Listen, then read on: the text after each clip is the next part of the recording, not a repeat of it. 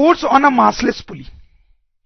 देखो सबसे पहले मैं आपको कॉन्सेप्ट बता देता हूं, फिर मैं उसको एक्सप्लेन करूंगा। कॉन्सेप्ट बहुत ही सिंपल सा है। Net force on a massless body, net force on a massless body is zero. कोई मासलेस बॉडी है अगर हमारे पास, तो उस पे नेट फोर्स जीरो होता है। जैसे एक सिचुएशन देखें जिससे आपको और समझ में, तो ये सिचुएशन देखो आप, दो ब्लॉक हैं ए और बी, कुछ पुलीज हैं। इस पुली को ध्यान से देखो, ये एक फिक्स्ड पुली है, ये एक फिक्स्ड पुली है, और ये जो पुली है वो मूवेबल पुली है। देखो ये जो पुली है ये वॉल से फिक्स्ड है, ये मूव नहीं कर सकती, ध्यान दें आप। ये जो पुली है वो मूवेबल है, ये ऊपर नीचे जा सकती है, ठीक। जब ये दोनों ब्लॉक ऊपर नीचे मूव कर रहे होंगे तो हो सकता है ये पुली ही मूव कर रही हो, ठीक। तो मान लेते हैं इस पुली का एक्सेलरेशन नीचे ए है, इस पुली का एक्सेलरेशन नीचे की तरफ है, मान लेते हैं। ऊपर भी हो सकता है, ठीक है, कोई बात नहीं, नीचे भी हो सकता है। और ये जो पुली है वो मासलेस है, मास जो है इसका वो ऑलमोस्ट जीरो है, ठीक। अब देखो ये जो रोप है वो टेंशन फोर्स लगा रही होगी, उसकी बात करते हैं। अब देखो ये एक ही रोप है बड़ी सी, दोनों पुली के ऊपर गुजर रही है, एक ही रोप है। एक ही रोप हर जगह पे टेंशन फोर्स सेम लगाती है, हर जगह पे टेंशन फोर्स सेम लगाती है, ठीक। तो ये जो रोप है वो इस पुली पे ऊपर टेंशन फोर्स लगा रही होगी इस तरफ, टुवर्ड्स इटसेल्फ, ठीक। ये जो सेगमेंट है रोप का, ये भी रोप पे ऊपर ऐसे टेंशन फोर्स लगा रहा होगा, दोनों टेंशन फोर्स सेम होंगे, एक ही रोप है इसलिए। अब आप इस रोप को देखें, ये रोप छोटी है लेकिन ये अलग रोप है, इसलिए ये टेंशन फोर्स भी अलग लगा रही होगी। पुली पे कैसे टेंशन फोर्स लगा रही है, ये नीचे टुवर्ड्स इटसेल्फ, और ये जो टेंशन फोर्स लगा रही है उसको मैं T2 बोल सकता हूं, ठीक। अलग होंगे, ये दोनों टेंशन अलग होंगे। इस पे mg फोर्स बनाने का कोई मतलब ही नहीं है, क्योंकि वो तो जीरो होगा, क्योंकि मास जीरो है, ठीक। तो ये इस पुली का एफबीडी हो गया, ये तीन फोर्सेस लग रहे हैं इस पुली पे, सही बात है। अब इस पुली के लिए आप न्यूटन सेकंड लॉ लगाओ, सेकंड लॉ। तो अब न्यूटन सेकंड लॉ लगाओगे तो you write F net is equal to mass into acceleration, ठीक। अब देखो ये वाला टर्म आप देखो, इस पुली का कुछ एक्सेलरेशन है, ठीक है, इसका मास क्या है, जीरो। तो आप लिखोगे जीरो इंटू ए, तो ये क्या आ गया, जीरो आ गया। यानी इस पे नेट फोर्स कितना होगा इस पुली पे, जीरो, नेट फोर्स जीरो होगा। यही मैं आपको बता रहा हूं, ये एक मासलेस ऑब्जेक्ट है तो इस पे नेट फोर्स जीरो ही आएगा। और वो इसी केस में नहीं, हर केस में ट्रू होगा अगर ऑब्जेक्ट मासलेस है तो, क्योंकि हमेशा हम लिखेंगे F इक्वल टू ma, और m हमेशा ही क्या हो जाएगा, जीरो मासलेस के लिए, तो नेट फोर्स हमेशा ही जीरो आ जाएगा। So that is the concept, net force on a massless body is zero, ठीक। अब इसका एक एप्लीकेशन आप यहां पे ऐसा देख सकते हो, नेट फोर्स जीरो है इस पे, इसका मतलब आप देख सकते हो क्लियरली कि 2t will be equal to T2, ठीक। ये भी एक इंपॉर्टेंट रिजल्ट है जो काफी काम आने वाला है हमारे, कि इस रोप में जो टेंशन है T2 वो दिस प्लस दिस है, this plus this. I hope you get this. जैसे एक एग्जांपल करें आप, ये सिचुएशन देखें आप, ये फिर से मासलेस पुली है, मासलेस पुली। ये एक ही रस्सी आप देखो, ये रस्सी ऊपर से आई, पुली से घूम के ऐसे गई, फिर इस पुली से घूम के ऐसे आई, इस पुली से हटा, ठीक है। तो ये रस्सी इधर टी फोर्स लगा रही है, इधर भी टी लगाएगी, इधर भी टी लगाएगी, सेम फोर्स लगाएगी, एक ही रस्सी है। तो ये दूसरी रस्सी है, ये T2 फोर्स लगा रही है। तो इन दो टी में रिलेशन बताना है, तो बहुत ही आसान है, आप समझ रहे होगे। इस पे नेट फोर्स जीरो होगा, और अगर इस पे नेट फोर्स जीरो होगा तो T2 will be clearly equal to 3t, that is our answer, सही है। तो ये बहुत इंपॉर्टेंट पॉइंट है, कंस्ट्रेंट मोशन। तो आप देखो अब हम इस चैप्टर के डिफिकल्ट पार्ट्स की तरफ मूव कर रहे हैं। अभी तक मैंने आपको इस चैप्टर से बेसिक्स बताए, now we will move to the difficult problem solving in this chapter. तो कंस्ट्रेंट मोशन क्या होता है, एक एग्जांपल लेते हैं। बचपन में आप अपने पापा के साथ साथ ऐसे चलते हो, तो आपका जो मोशन है यहां पे आपका, वो कंस्ट्रेंट मोशन का एग्जांपल है। कंस्ट्रेंट मोशन का मतलब क्या है कि जैसे जैसे आपके पापा चलेंगे, वैसे वैसे आप भी चलो, तो आपका जो मोशन है वो पापा के मोशन से गाइडेड होता है, तो आपका मोशन को बोलेंगे कंस्ट्रेंट मोशन। जैसे बड़ा होने के बाद जैसे जैसे लड़की आगे जाती है, आप उसका पीछा करते करते उसी रास्ते पे आगे जाते हो, this also an example of constraint motion. तो कांस्टेंट मोशन का मतलब आप समझ रहे होंगे, अगर किसी एक चीज का मोशन दूसरी चीज से रिलेटेड है, उससे डिसाइड हो रहा है, तो हम बोलेंगे कि ये कांस्टेंट मोशन। जैसे यहां पे आपका मोशन पापा के मोशन से डिसाइड हो रहा है, इसलिए आपका मोशन क्या है, कांस्टेंट मोशन। तो ये तो कुछ इंटरेस्टिंग रियल लाइफ एग्जांपल्स हो गए। अगर हम फिजिक्स की बात करें तो आप देखो, सपोज करो एक सिंपल सा केस लें, दो ब्लॉक अटैच हैं एक रस्सी से। अगर हम ब्लॉक ए को आगे खींचेंगे तो साथ ही साथ बी भी आगे आएगा। So this is an example of constant motion, क्योंकि जैसे ए आगे जाएगा वैसे बी भी आगे आएगा। This example of constant motion. जैसे एक और केस अगर हम देखें, ये दोनों ब्लॉक साथ साथ रखे हुए हैं, इनको हम पीछे से पुश करें दोनों साथ साथ आगे जाएंगे। This is also an example of constant motion. जैसे आप सपोज करो कुछ देर बाद ये आगे आ गए, ए जो है वो x1 आ गया है, ध्यान से देखो, ए x1 आ गया है और b जो है वो x2 आ गया है। ठीक, दोनों साथ साथ आगे आ गए हैं, ए x1 से और b x2 से। तो क्लियरली x1 और x2 बराबर होंगे। ठीक, दोनों बराबर आगे आगे। इस इक्वेशन को हम डिफरेंशिएट कर दें तो विल गेट दिस इक्वेशन।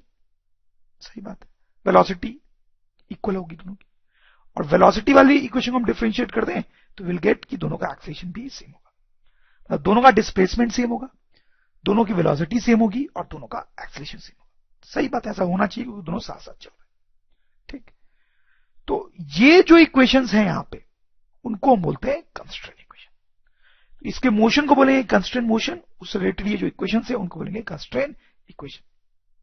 तो ये तो कुछ सिंपल सी बात हो गई आपको समझाने के लिए। अब हम थोड़े एडवांस्ड सिचुएशंस देखेंगे। सबसे पहले आप देखें पुली कंस्ट्रेंट पार्ट 1। यहां हम ऐसे केसेस देखेंगे कंस्ट्रेंट मोशन के जहां पुली इन्वॉल्व होगा।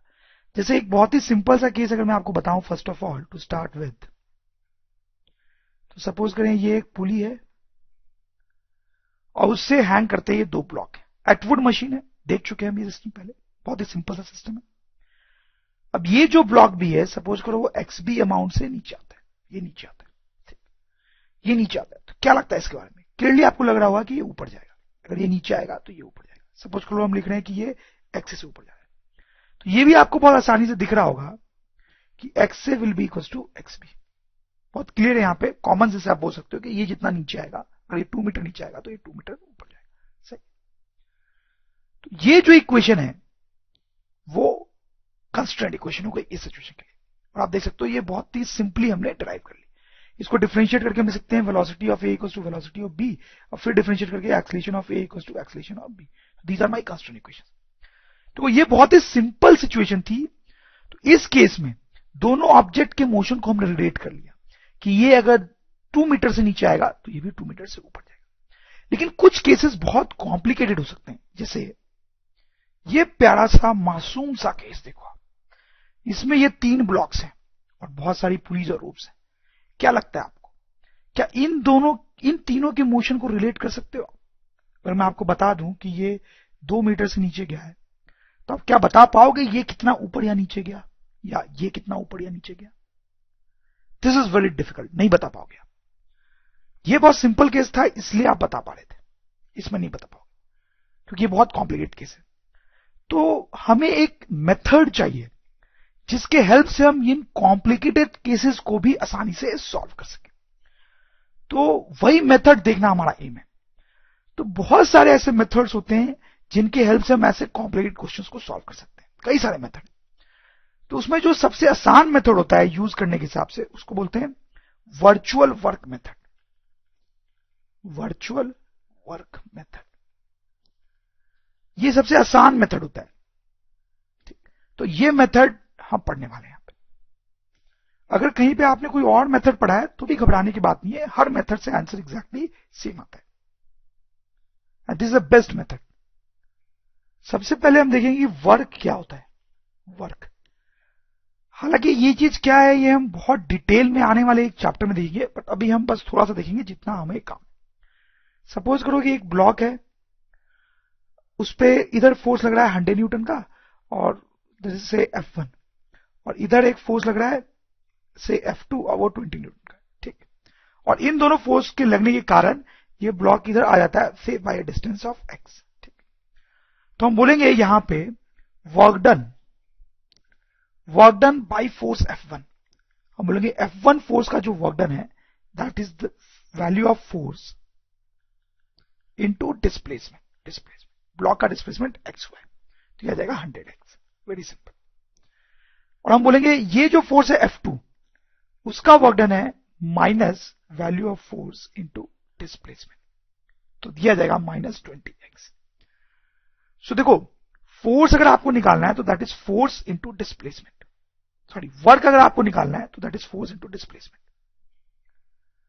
लेकिन यहां पे हमने फोर्स इनटू डिस्प्लेसमेंट ही किया है लेकिन माइनस साइन, तो पॉइंट बहुत सिंपल सा है, अगर फोर्स और डिस्प्लेसमेंट एक ही डायरेक्शन में हो तो वर्क विल बी पॉजिटिव, और अगर फोर्स और डिस्प्लेसमेंट अपोजिट डायरेक्शन में तो work will be negative. This is important point. जैसे एक केस आप और देखो, यहां कॉर्नर पे एक ब्लॉक रखा हुआ है, हम 10 न्यूटन का फोर्स लगा इसको पुश कर रहे हैं, तो क्या इस ब्लॉक का कोई डिस्प्लेसमेंट होगा? नहीं होगा, क्योंकि ये तो आगे जा ही नहीं सकते, तो डिस्प्लेसमेंट 0 है। तो यहां पे अगर हम वर्क डन निकालेंगे F3 फोर्स का, so that will be force into displacement, और क्योंकि डिस्प्लेसमेंट 0 है तो वर्क डन जो है वो हमारा 0 आ जाएगा। तो सिंपल पॉइंट है, अगर डिस्प्लेसमेंट नहीं हो रहा है तो work done of force will be 0, अगर फोर्स और डिस्प्लेसमेंट एक डायरेक्शन में है तो work done will be force into displacement with positive sign.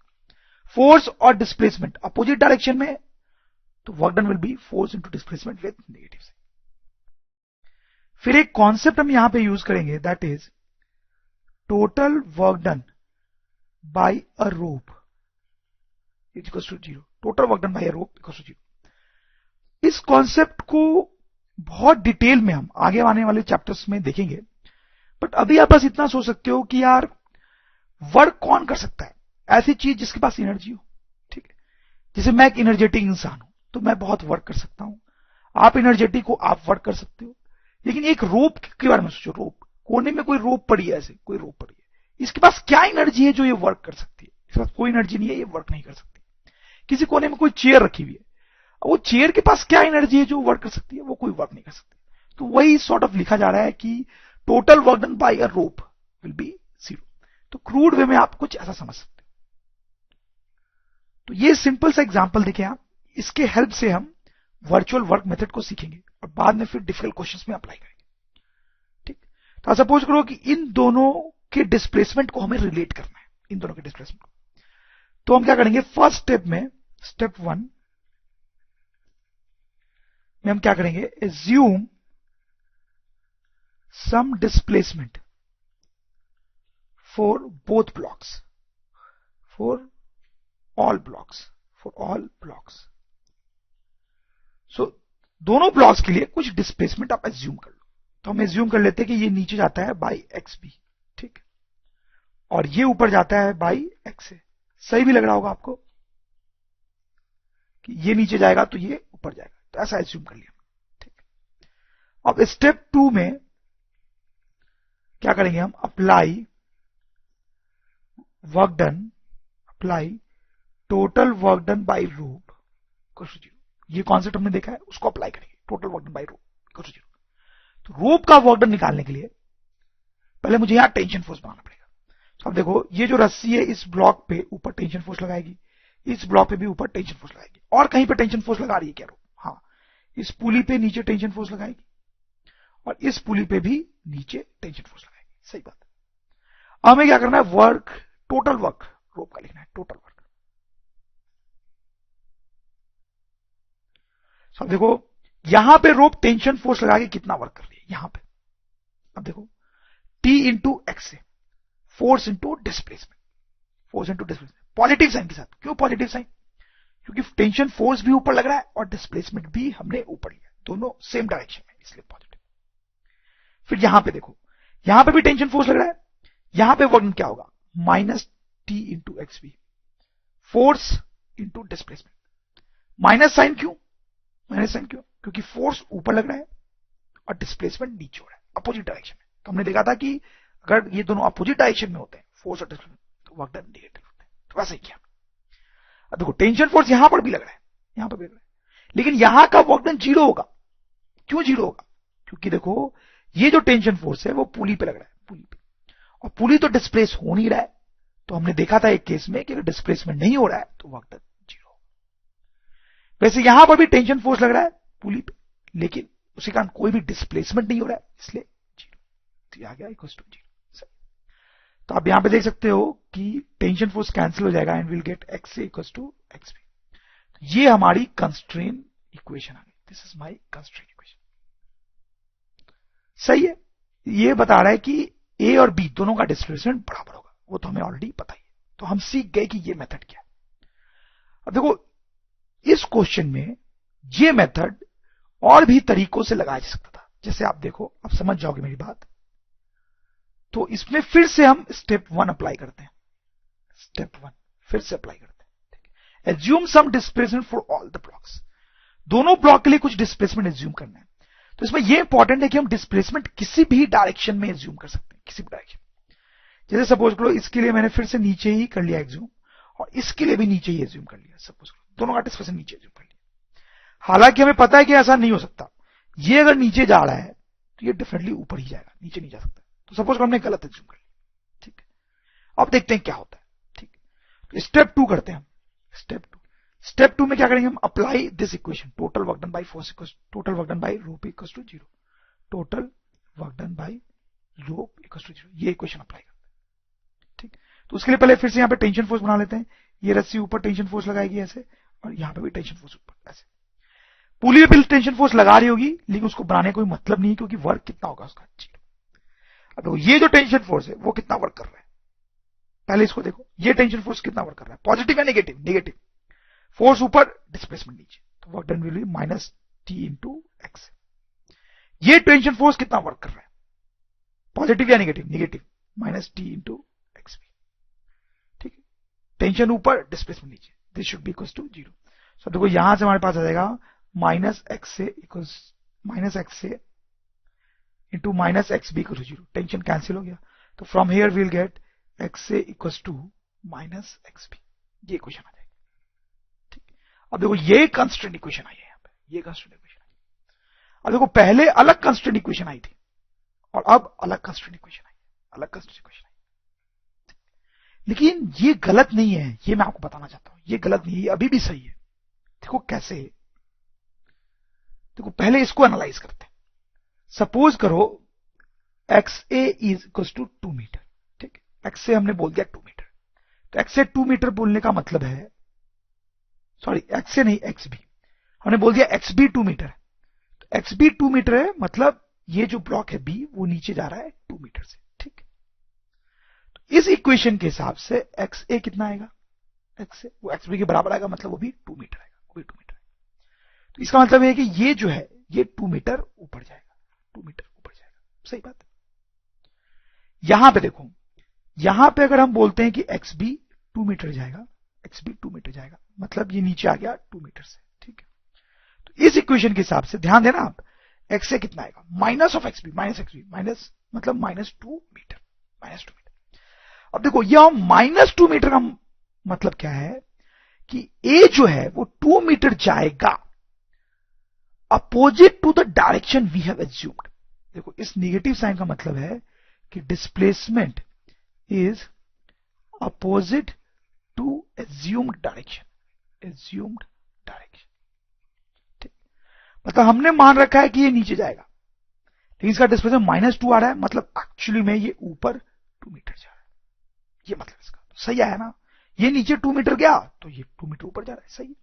यहां पे एक्स ए प्लस 2 मीटर आया था, प्लस 2 मीटर। तो इस प्लस का साइन का मतलब था displacement is in assumed direction, assumed direction. अब देखो इसका मतलब था कि हमने ए का डिस्प्लेसमेंट ऊपर एज्यूम किया है, तो डिस्प्लेसमेंट भी ऊपर ही हुआ है। तो ये जो हमने यहां पे किया ये भी सही है। अगर आपने गलत एज्यूम किया होगा डायरेक्शंस, तो अपने आप फाइनली आंसर पॉजिटिव नेगेटिव आके आपको इंडिकेट कर देगा। आंसर अपने आप नेगेटिव आ जाएगा, जिससे आप समझ जाओगे कि डिस्प्लेसमेंट जो है आपने जो एज्यूम किया है डायरेक्शन उसके अपोजिट है, उसके अपोजिट है। तो मैं आपको यहां पे ये समझाना चाहता था कि ये जो पहला स्टेप है जिसमें डिस्प्लेसमेंट एज्यूम करना होता है ब्लॉक्स के लिए, वो आप किसी भी डायरेक्शन में एज्यूम कर सकते हो, कोई फर्क नहीं पड़ता। और ये इंपॉर्टेंट पॉइंट है, आप किसी भी डायरेक्शन में डिस्प्लेसमेंट एज्यूम कर सकते हो, कोई फर्क नहीं पड़ता, फाइनल आंसर हमेशा सही आता है। ये सिचुएशन देखिए, ये थोड़ी ज्यादा कॉम्प्लिकेटेड है, बट काम वही करना है, इन दोनों ब्लॉक्स के डिस्प्लेसमेंट को रिलेट करना है। तो वही काम करेंगे, वही 2 स्टेप्स अप्लाई करेंगे जो हमने लास्ट सिचुएशन में सीखी। तो क्या था स्टेप 1? स्टेप 1 था कि हर ब्लॉक के लिए कुछ डिस्प्लेसमेंट एज्यूम कर लो, ठीक है? तो कर लेते हैं। और हमने ये भी देखा था कि किसी भी डायरेक्शन में एज्यूम करो, कोई फर्क नहीं पड़ता। तो सपोज कर लो, इसके लिए मैं ऐसा करता हूं कि ऊपर एज्यूम कर लेता हूं, इसका डिस्प्लेसमेंट मैंने x से ऊपर एज्यूम कर लिया, इसका भी ऊपर एज्यूम कर लिया। मुझे नहीं पता कौन किधर जाएगा, बस मैंने तो एज्यूम कर लिया, कोई फर्क नहीं पड़ता, उससे हमने ये प्रूव किया, ठीक। तो ये स्टेप 1 हो गया मेरा। स्टेप 2 में वो इक्वेशन लगाते हैं हम कि रोप का टोटल वर्क 0 होता है, रोप का टोटल वर्क 0 होता है, total work of rope equals to 0। But यहां पे आप देखो, इस प्रॉब्लम में थोड़ी सी प्रॉब्लम है, यहां पे 2 रस्सी है। अब देखो, ये एक रस्सी है, ए से स्टार्ट हो रही है, पुली के ऊपर घूमते हुए इस पुली से आकर अटैच हो रही है, ठीक। फिर एक और रस्सी है, बी से स्टार्ट हो रही है, फिर पुली के ऊपर से नीचे आ रही है। 2 रस्सी है, 2 रस्सी, एक ये और एक ये। तो कि पिछले वाले केस में वो बहुत ही सिंपल केस था, उसमें एक ही रस्सी थी, यहां 2 रस्सी है। तो यहां पे हमें क्या करना पड़ेगा, इस रस्सी के लिए अलग इक्वेशन लिखनी पड़ेगी, इस रस्सी के लिए अलग इक्वेशन लिखनी पड़ेगी। तो पहले हम इक्वेशन लिखेंगे work done by total work done by rope 1 equals to 0। Suppose करो इसको रोप 1 बोल देते हैं, ऊपर वाली को, नीचे वाली को रोप 2 बोल देते हैं। तो एक और दूसरी इक्वेशन भी हम बनाएंगे, that will be total work done by rope 2 equals to 0। ये 2 इक्वेशन बनाएंगे, क्योंकि यहाँ पे 2 रोप है, एक इस रोप के लिए और एक इस रोप के लिए, ध्यान देना, ठीक। तो ऊपर वाली रोप के लिए बनाते हैं पहले। तो आप देखो कहां कहां पे ये टेंशन फोर्स लगाएगा, तो इस पे ऐसे टेंशन फोर्स लगेगा से टी, ठीक, टेंशन फोर्स टी। और ये रस्सी इस पुली पे भी टेंशन फोर्स लगाएगी, हालांकि उसका कोई मतलब नहीं है, क्योंकि ये टेंशन का वर्क डन तो आ जाता है 0, हमने देखा था, ठीक है, इसलिए मैं इसको हटा रहा हूं। वैसे ये पुली पे भी टेंशन फोर्स लगेगा इस रस्सी द्वारा, बट इसका भी कोई मतलब नहीं है, इस टेंशन का वर्क डन 0 आ जाएगा, तो कोई मतलब नहीं बनाने का, झूठ मूठ कॉम्प्लिकेट करना है। लेकिन देखो, ये जो रस्सी है इस पुली पे ऐसे टेंशन फोर्स लगाएगी और ये टेंशन फोर्स वर्क करेगा। अब ध्यान देना, क्योंकि ये जो पुली है वो मूवेबल है। अब ध्यान दो, ये पुली ऊपर नीचे जा सकती है, मूवेबल पुली है, ठीक। तो अगर ये पुली मूव करती है तो ये जो टेंशन है वो वर्क कर सकता है, ठीक। तो इसको रखना पड़ेगा, ठीक। अब इस रोप का टोटल वर्क डन 0 लिखना है मुझे, तो वो इक्वेशन कर बनाता हूं मैं। इस टेंशन का वर्क डन कितना लिखेंगे, पॉजिटिव लिखेंगे, आप देख सकते हो टी इंटू एक्स है, टेंशन भी ऊपर, डिस्प्लेसमेंट भी ऊपर। इस टेंशन का वर्क डन, देखो इसका वर्क डन तो भी हम लिख ही नहीं पाएंगे, क्योंकि पुली का डिस्प्लेसमेंट माना नहीं है, तो मान लो, कोई दिक्कत नहीं है। तो सपोज हम पुली का डिस्प्लेसमेंट मान लेते हैं ऊपर एक्सपी। जैसे हमने ब्लॉक का डिस्प्लेसमेंट माना था और इस ब्लॉक का डिस्प्लेसमेंट माना था, वैसे मैंने इस पुली का भी डिस्प्लेसमेंट मान लिया ऊपर की तरफ एक्सपी। तो इस टेंशन का वर्क डन हो जाएगा प्लस टी इंटू एक्सपी, मानते हो ना आप, ध्यान देना, and this will be equal to 0। तो यहां से हमारे पास इक्वेशन आएगी एक्स से प्लस एक्सपी इक्वल टू 0, ये एक इक्वेशन आ गई। अब देखो, ये इक्वेशन पे आप ध्यान दो, सेकेंड रोप पे ध्यान देना। यहां पे ये जो रोप है पुली पे ऐसे कुछ नीचे टेंशन लगाएगी और यहां से भी टेंशन लगाएगी, सही, यहां से भी और यहां से। मैं बोल रहा हूं कि ये जो टेंशन है वो T/2 होगा। अब ध्यान दो, ये टेंशन T/2 और ये भी T/2, मतलब ये दोनों तो बराबर होने ही है, बट ये T/2 होगा। क्यों? देखो, हमने थोड़ी देर पहले ये पढ़ा था कि net force on massless body equals to 0, ऐसा हमने पढ़ा था। ये पुली मासलेस है, तो इस पे नेट फोर्स क्या होना चाहिए, 0। तो ऊपर अगर टेंशन T लग रहा है तो इसमें T/2 नीचे और इसमें भी T/2 नीचे, तो इसमें भी नेट नीचे कितना हो जाएगा, T। तो नेट फोर्स क्या हो जाएगा इस पुली पे, 0। आप समझ रहे हो, ऐसे केसेस हम देख चुके हैं। इस रो पे ऊपर अगर टेंशन T है तो यहां पे T/2 होगा और यहां भी T/2 होगा, ठीक। तो इस ब्लॉक पे ऊपर जो टेंशन फोर्स लगेगा that will also be T/2। अब हम वर्क डन निकालने का काम करेंगे। ये जो टेंशन है उसका वर्क डन आप देखो, ध्यान से, गलती बिल्कुल नहीं करनी है, पॉजिटिव T/2 इंटू एसबी, ठीक है। फिर ये जो टेंशन फोर्स है उसका वर्क डन निगेटिव, क्योंकि टेंशन फोर्स नीचे लग रहा है और पुली का डिस्प्लेसमेंट ऊपर हो रहा है, तो माइनस T/2 इंटू एक्सपी। ये जो टेंशन फोर्स है उसका वर्क डन निगेटिव, क्योंकि टेंशन फोर्स नीचे लग रहा है और पुली का डिस्प्लेसमेंट ऊपर हो रहा है, तो minus T/2 into x p and this should be equal to 0। तो यहां से आप देखो T/2 कॉमन आके कैंसिल हो जाएगा, will get XB minus XP equal to 0।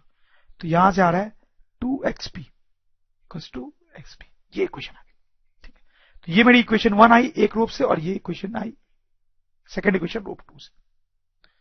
अब देखो यहां से आप निकाल लो XP को, आप लिख सकते हो XP इक्वल टू XB/2। ठीक है, और इस XP की वैल्यू को आप इस इक्वेशन में पुट कर दो, तो वैसा आप करोगे तो आप देखो क्या आ जाएगा, XA प्लस XP की जगह पे XB/2 इक्वल टू 0। ठीक, तो यहां से आ जाएगा XA equal to minus XB/2। तो ये हमारी कंस्ट्रेंट इक्वेशन हो गई, यहां पे ये कंस्ट्रेंट इक्वेशन। अब देखो A और B दोनों का डिस्प्लेसमेंट रिलेट हो गया है, A और B दोनों का डिस्प्लेसमेंट रिलेट हो गया है, तो इन दोनों ब्लॉक का डिस्प्लेसमेंट हमने रिलेट कर दिया। तो इस इक्वेशन में मतलब क्या है, मतलब यह है कि अगर XB सपोज करो XB 2 मीटर है, तो XA कितना आएगा, देखो XA कितना आएगा माइनस XB/2, मतलब माइनस 1 मीटर। इसका मतलब XB अगर प्लस 2 मीटर चलता है, प्लस मतलब हमारे एज्यूम डायरेक्शन में, तो अगर B 2 मीटर चलता है प्लस 2 मीटर हमारे एज्यूम डायरेक्शन में, मतलब ये 2 मीटर ऊपर जाता है, तो A जो है वो कैसे मूव करेगा, A का डिस्प्लेसमेंट है -1, माइनस, ये माइनस साइन क्या बता रहा है, अपोजिट टू एज्यूम डायरेक्शन, मतलब ये जो है वो नीचे जाएगा, कितने से 1 मीटर से, ये मतलब है, आप समझ रहे होंगे। तो इस तरीके से हमने यहां पे कंस्ट्रेंट इक्वेशन निकाला। बट ये जो कंस्ट्रेंट इक्वेशन हमने निकाली है उसको निकालने का एक शॉर्ट ट्रिक भी है, तो वो शॉर्ट ट्रिक हम देखेंगे। हालांकि ये भी इंपॉर्टेंट है, ये जो हमने निकाला है ये तरीका भी इंपॉर्टेंट है, क्योंकि कई बार ये काम आता है, मैं बताऊंगा कब। बट ये इक्वेशन निकालने का एक शॉर्ट ट्रिक क्या है वो आप देखो। लेट्स सी, देखो अभी हमने ये यूज किया है कि work done by 1 rope equal to 0, work done by rope 2 equal to 0। ठीक है, अगर ऐसा है तो हम ऐसा भी लिख सकते हैं कि work done by rope 1 plus work done by rope 2 equal to 0, ऐसा लिख सकते हैं कि दोनों रोप का मिला के वर्क डन 0 होगा, ये खुद 0 है, ये खुद 0 है, तो ऑब्वियसली सम भी 0 होगा। ठीक, अब वर्क डन बाय रोप 1 का जो वर्क डन है इस ऊपर वाले रोप का, वो हमने लिखा था, देखो ये था, वो ये था। ठीक है, तो वो वापस से यहां लिख लो, TXA प्लस TXB, ठीक है, plus work done by rope 2 का वर्क डन वो भी हमने लिखा था, वो आप यहां पे लिख लो, तो वो कितना आ जाएगा T/2 XB माइनस, अब देखो ये और ये टर्म ये दोनों ऐड हो जाएंगे, ध्यान दो आप, ये दोनों ऐड होके हो जाएंगे माइनस TXB। ठीक, ये इक्वल टू 0 हो गया। ठीक, तो फर्स्ट रोप का वर्क डन लिख लिया, सेकंड का लिख लिया, पहले हम अलग अलग लिख रहे थे, अब एक ही क्वेश्चन लिख रहे हैं। अब आप ध्यान दो, ये पुली का टर्म यहां से और ये पुली का टर्म यहां से कैंसिल हो रहा है, देखो यहां TXB यहां माइनस TXB कैंसिल हो गया, ये दोनों कैंसिल नहीं हो रहे हैं। ठीक, यहां से आप देखो क्या आ जाएगा, TXA plus T/2 XB equal to 0, सही बात है। तो यहां से हम लिख सकते हैं इसको, ध्यान देना, T कैंसिल हो जाएगा, XA plus XB/2 equal to 0, which means XA equal to minus XB/2, ये आ गया। तो आप देखो ये वही इक्वेशन आई है जो पहले आई थी, देखो पहले यही आई थी, अभी भी वही आई है। तो आप ये काम भी कर सकते हो, ये काम ज्यादा आसान है क्योंकि यहां पे एक ही क्वेश्चन बना रहे ओवरऑल हम, ठीक है, तो ऐसा भी कर सकते थे। आंसर वही आता है।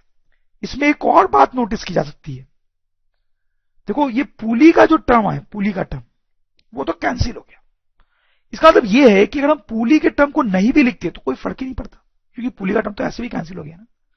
तो ये इक्वेशन लिखते टाइम अगर हम पुली के टर्म्स लिखना भूल जाते या जानबूझ के नहीं लिखते तो भी कोई फर्क नहीं पड़ता, क्योंकि ऐसे भी वो कैंसिल